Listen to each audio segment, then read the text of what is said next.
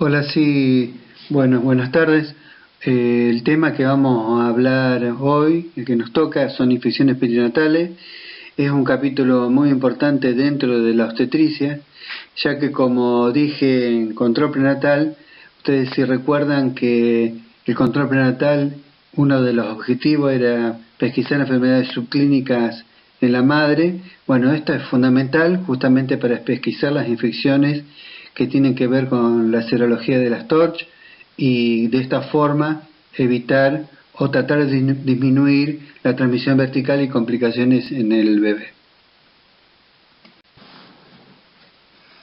Bueno, como ya dije, las infecciones que vamos a tratar hoy, que son directamente las que tienen que ver con transmisión vertical, o sea, que pasa de madre a hijo, la sífilis, toxoplasmosis, hepatitis B, rubiola, citomegalovirus, Chagas, herpes, simple tipo 1 y HIV.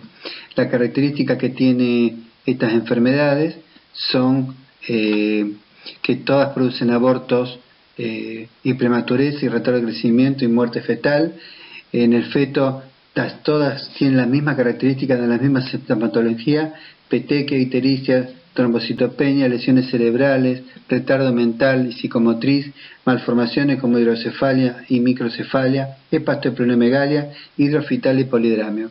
Esta es la característica en general que tienen estas enfermedades. Por eso es importante detectarla en la madre precozmente, porque es difícil hacer un diagnóstico diferencial a nivel fetal.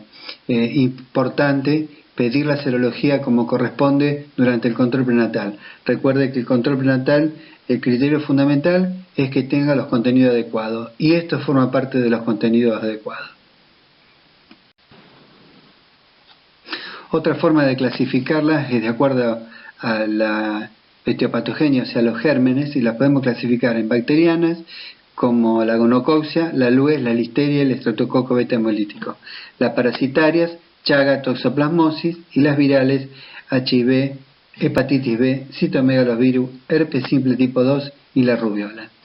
Lo que voy a tratar es de hacer un pequeño resumen de cada una de las infecciones que acabamos de ver, de las enfermedades que recién acabo de explicar, pero fundamentalmente lo que quiero que sepan es cómo se diagnostica y el algoritmo de seguimiento y de diagnóstico, que es lo más importante que quiero que quede en este seminario que estoy dando en la actualidad.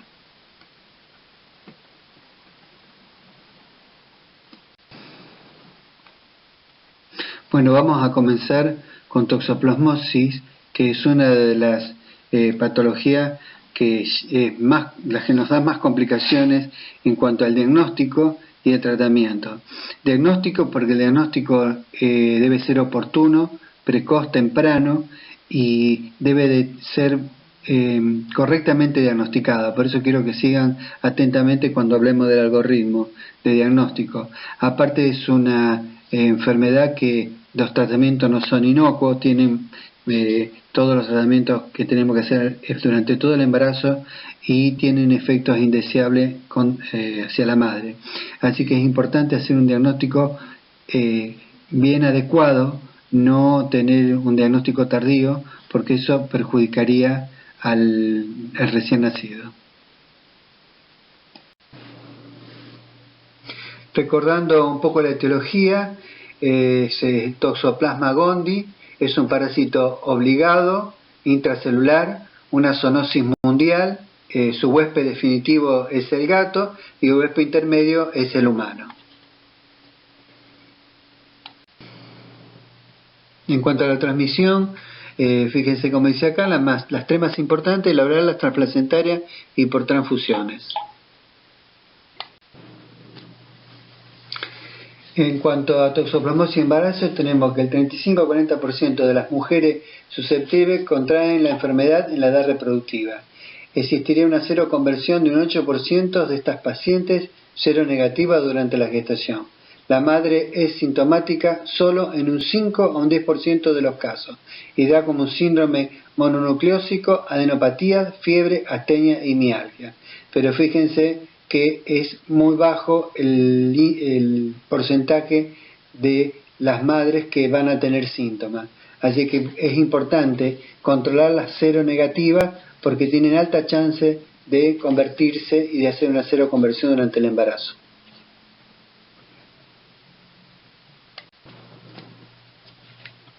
Esto para que para tener en cuenta que la infección fetal solo se producirá si la gestante adquiere la prima infección durante el embarazo o en el periodo inmediato al comienzo de este.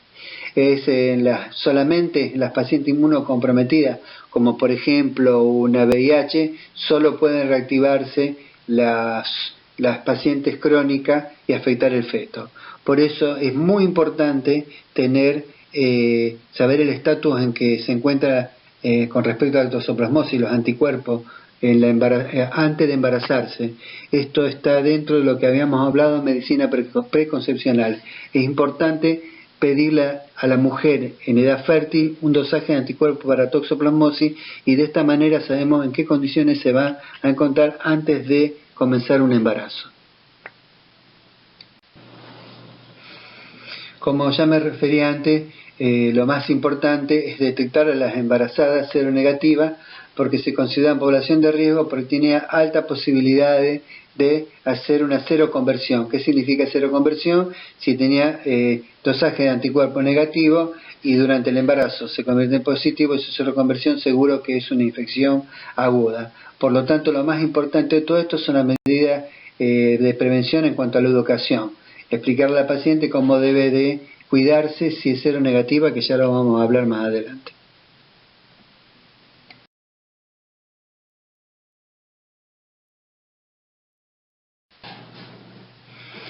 Bueno, lo que tenemos que tener en cuenta en realidad en la transmisión vertical es que cuanto más temprana se tenga la mujer la seroconversión o tenga la toxoplasmosis aguda, mayor va a ser las malformaciones y las alteraciones fetales. Cuanto más tardía, menos van a ser las malformaciones, pero sí estos fetos tienen probablemente corioretinitis o microcefalia, que muchas veces pasan desapercibidas en el parto porque no son fetos con malformaciones severas, pero igual estos chicos van a tener en su futuro una alteración ocular o pequeño retardo mental. Por lo tanto, es importante, vuelvo a insistir, el pedido de los anticuerpos para toxoplasmosis porque pueden pasar desapercibidos en la mujer una enfermedad y tener secuelas en el recién nacido, no a corto plazo sino a largo plazo. Y recordar que el tratamiento se va a hacer durante todo el embarazo, aunque tenga la infección tardía, debe cumplirse durante todo el embarazo porque de esta forma evitamos así las posibilidades de la corioretinitis, como dije antes, de la microcefalia.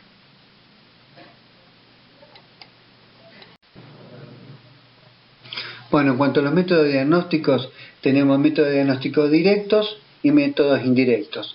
Los directos, que es inoculación de ratones y cultivo de tejido PCR, son los menos usados. Los más usados son los indirectos, que vamos a hablar en la próxima diapo. Los métodos indirectos tenemos que en realidad son los dosajes de la inmunoglobulina. La G y la M, que son las más específicas, que tenemos Sabin-Feldman, inmunofluorescencia indirecta, IFI, ISAGA, y la inmunofluorescencia indirecta y el ELISA.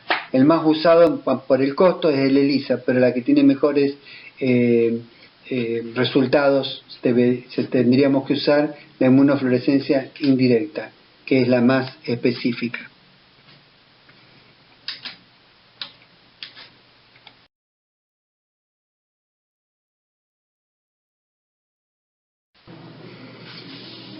Bueno, lo más importante que quiero que recuerden y que vean bien de esta charla sobre infecciones es, como dije al principio, el algoritmo de diagnóstico de la toxoplasmosis, que no es simple, no es fácil y hay que tenerlo bien claro para poder hacer un correcto tratamiento. Entonces, serología positiva previa al embarazo con un título mayor de 1 en 32, estamos hablando que es una toxo latente, no se le debe de pedir nunca más en ningún embarazo.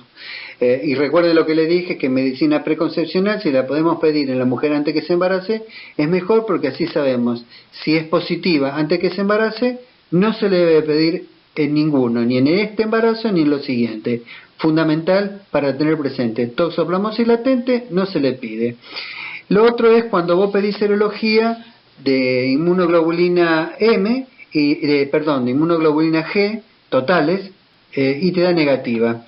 Bueno, este es negativa con un título menor en 32.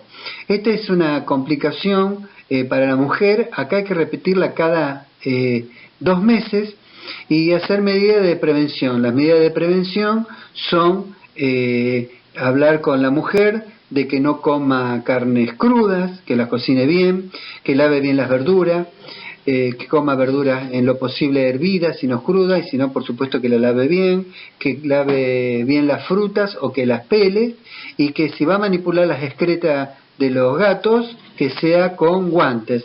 Recuerden que no contagia al gato, sino lo que contagia son las excretas, y por supuesto porque hace el primer ciclo lo hace cuando lo elimina, el segundo ciclo se hace en el humano, y se repite cada 2 meses, fundamental.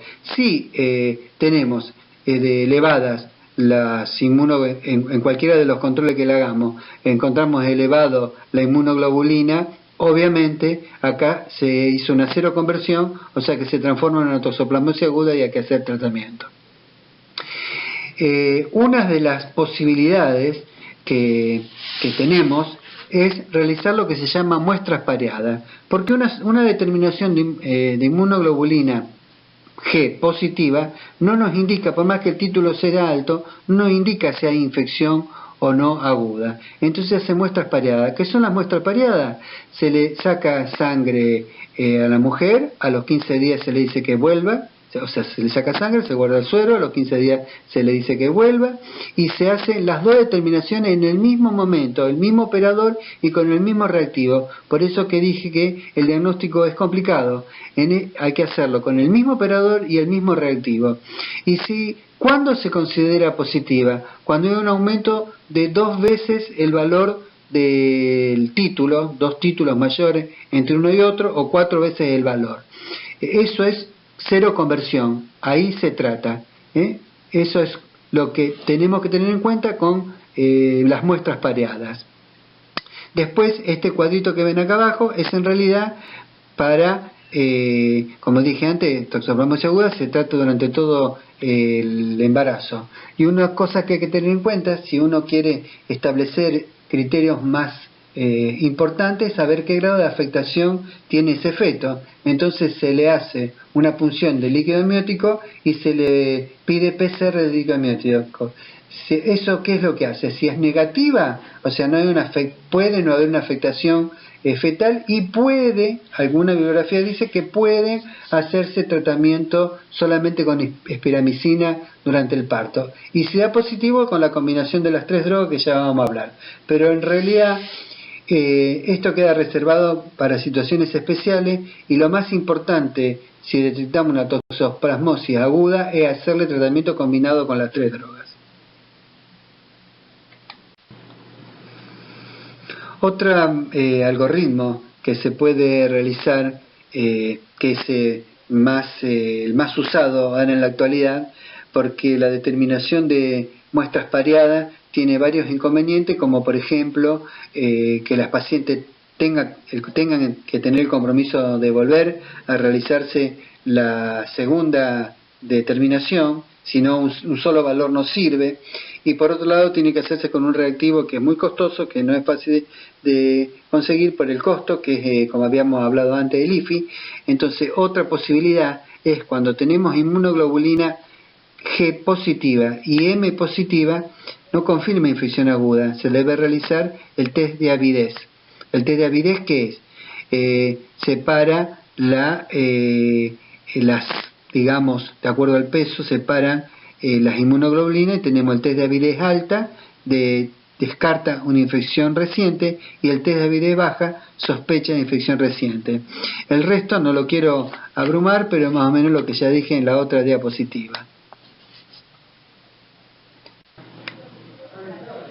Bueno, esto sería un poco el repaso de lo que acabamos de decir. La paciente susceptible, la serología es bimestral, no trimestral. Ahí hay un error, es bimestral. Si se cero convierte en una primera infección, y en las sospechosas, bueno, hay que hacer lo que dijimos antes, la inmunoglobulina G con el test de avidez. Un test de avidez baja indica infección reciente, un test de avidez alta, infección pasada más de 4 meses. Repetimos un poquito para que nos quede claro cómo es el diagnóstico en la actualidad, que el más efectivo es el test de avidez. Así que téngalo en cuenta, inmunoglobulina G, y se pide inmunoglobulina M y después se hace el test de avidez.